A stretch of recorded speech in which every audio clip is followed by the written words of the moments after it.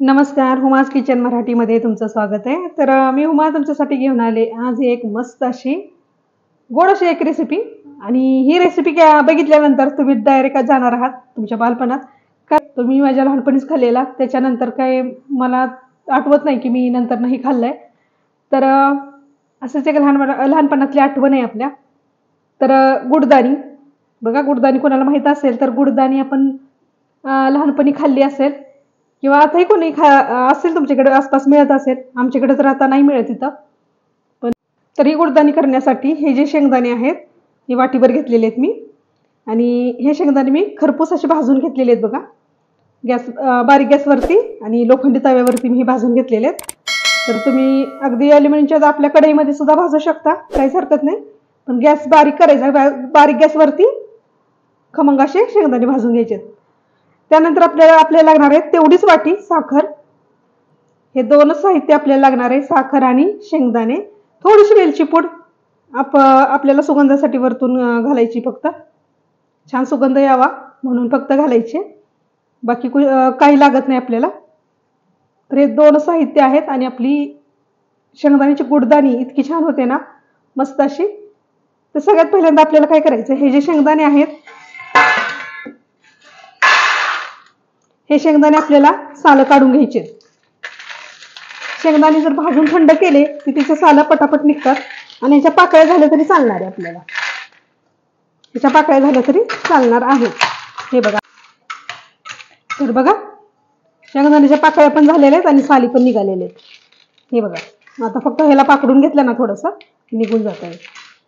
चला आता हे मी साली सगळ्या वेगळ्या करते ह्याच्यातून.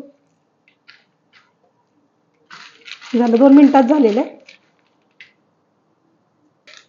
चला हे बघा किती छान निघालेत पाकळ्या आणि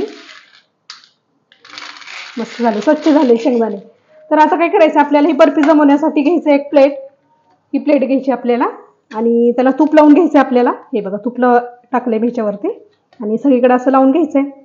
जसे आपण खोबऱ्याची वगैरे बर्फी करतो त्याप्रमाणेच करायचंय. ही बर्फी थापण्यासाठी आपल्याला हे ताट तयार करून ठेवायचे बाजूला. चला हे तयार झालं ताट बर्फी करण्यासाठी, शेंगदाण्याची गुडदाणी करण्यासाठी. चला आता जायचं गॅसकडे. चला गॅसवरती मी ठेवली एक कढई.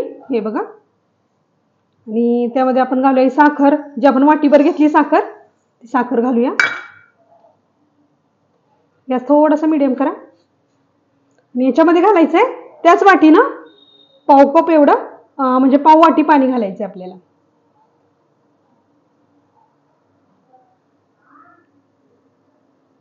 ज्या वाटीनं आपण साखर आणि शेंगदाणे मोजलेत ना, त्याच वाटीनं पाव कप आपल्याला त्यामध्ये पाणी घालायचं आहे. आता याचा आपल्याला पक्का पाक करून घ्यायचा आहे. पक्का पाक म्हणजे आपली बर्फी जमवण्यासाठी, आपण खोबऱ्याची वगैरे बर्फी जमवण्यासाठी जो पाक करतो तसा पक्का पाक करायचा आहे.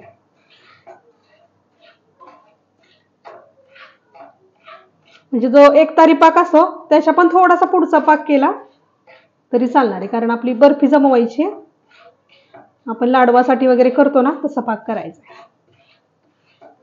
गॅस थोडा मीडियम ठेवूनच ही साखर वितळून घ्यायची आपल्याला. याच्यामध्ये साखर वितळलेली आहे बघा. आणि आता आपल्याला काय करायचं, याच्यामध्ये घालायचं आहे थोडंसं दूध.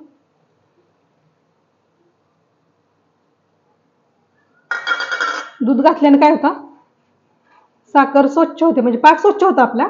आणि आपली जी गुडदाणी आहे ती पण आपली पांढरी शुभ्र होते. त्याच्यात जर घाण वगैरे काय असेल तर निघून जाते. फक्त म्हणून गॅस करूया थोडासा बारीक. बघा ही जी घाण आहे ती काढायची आपल्याला. जी मळी आहे ती आपण ना चाळणीने अशी काढूयात, निघून जाईल. तुमच्याकडे कुठली चाळण असेल ना, चहाची वगैरे गाळणी असते ती, मी चाळणी म्हटलं, चाळणी तुमच्याकडे काय म्हणत असेल ते तरी. तर आता ह्याच्यामध्ये घालूया आपण वेलची पावडर जी आपण करून घेतली आहे.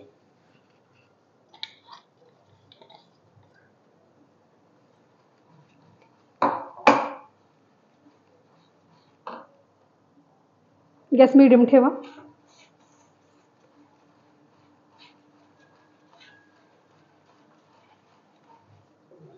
छान पाक असा हलवून घ्यायचा.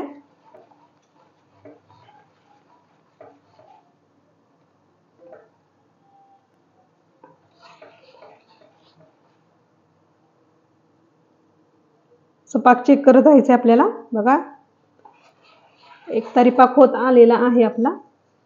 गॅस थोडासा बारीक करूया. असं चेक करायचं.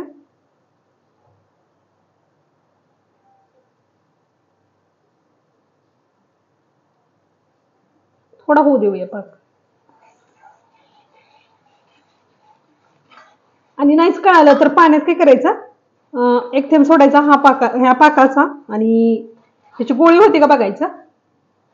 तेवढा पाक पाहिजे आपल्याला. बघूया आपण पाण्यात सोडून. हे बघा पाणी घेतले आपण.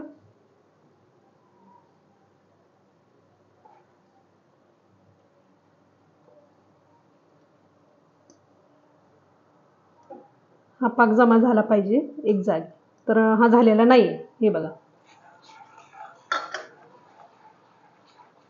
आणखी जर आपण त्याला करून घेऊया.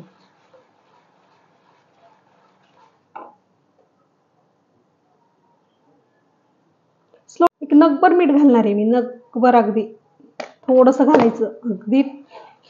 चला पाक झालाय तयार आपला. आणि हे शेंगदाणे घालूया. मिक्स करून घेऊया. आता ही जरा फास्ट करायचे आपल्याला.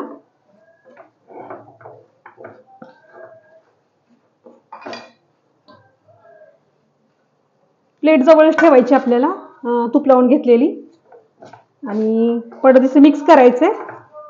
आले कांदेवाले आले ओरडत. चला आपण आता हे प्लेटमध्ये सेट करून घेऊया. कारण ती गाडी जवळ आली की मला बोलता येणार नाही नंतर ना. मी तुम्हाला फक्त दाखवणार व्हिडिओ.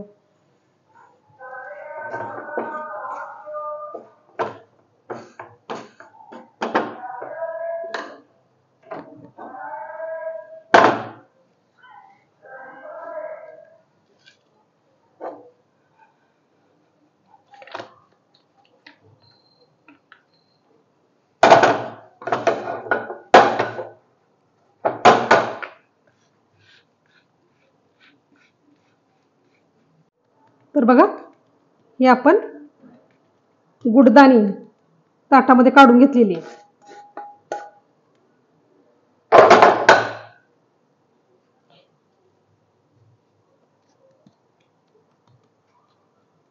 याच्या वड्या पाडता येत नाही कारण शेंगदाणे असतात ना अख्खे ते आपल्याला हेच करता येत नाही.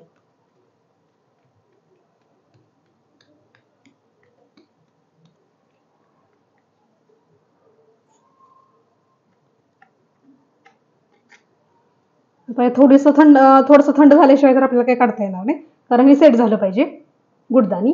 तर गुडदाणी सेट होईपर्यंत थोडीशी वाट बघूया. 15-1 मिनिट थंड व्हायला लागतील. तर थोडीशी वाट बघूया.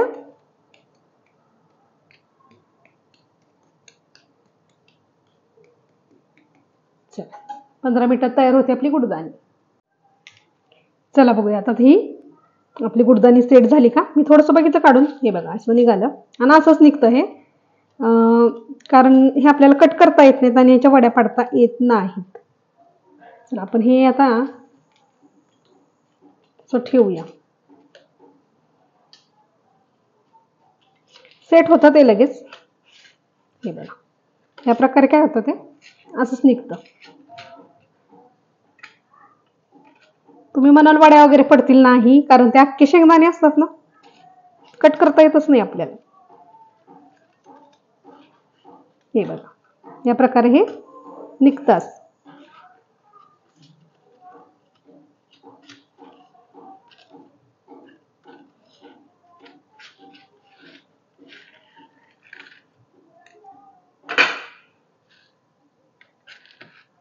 हे बघा आपली गुडदाणी आहे तयार. आणि ही अशीच येते. ह्याच्या वड्या वगैरे काही पडत नाही. त्यामुळं ही अशीच असते आणि तुकडे तुकडे करूनच त्याला काढावं लागतं. हे बघा तुम्हाला दिसत असेल, ही गुडदाणी तयार आहे मस्त अशी. ही बघा ही अशीच निघते. आणि ह्याच्याच आपण काय करायचं मग तुकडे वगैरे का असे तुकडे काढ. हे बघा या प्रकारे. याचा काय आकार नसतो. ही गुडदाणी आहेत तयार मस्त, अगदी कडक झालेली नाही काही नाही. आपण पाक केला पक्का म्हणून काही कडक वगैरे दाताला असं चावणारच नाही, कडक कडक झाली नाही, अशी ठिसूळ अशी होते बघा. ही खूप अगदी सॉफ्ट अशी होती आणि खायला तर मस्त, अगदी अगदी उपवासाला सुद्धा चालते अशी ही रेसिपी आहे. तर बघा बनवून आहे तयार आपली मस्त अशी गुडदाणी. ही बघा.